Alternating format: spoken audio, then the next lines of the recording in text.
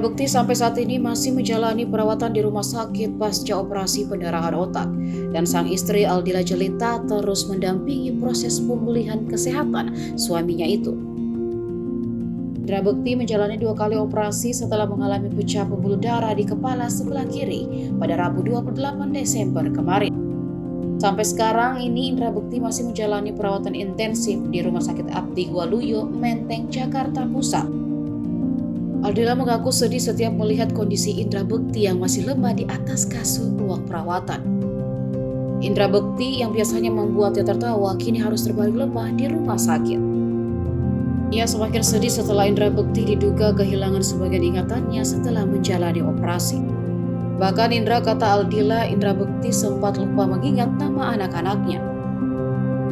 Namun kondisi itu tak berlangsung lama sebab Indra Bekti kemudian bisa menyebutkan nama anaknya satu persatu, begitu pula saat ditanya nama istrinya. Meski begitu, Aldila Jelita tetap bersyukur setelah Indra Bekti mampu melewati operasinya.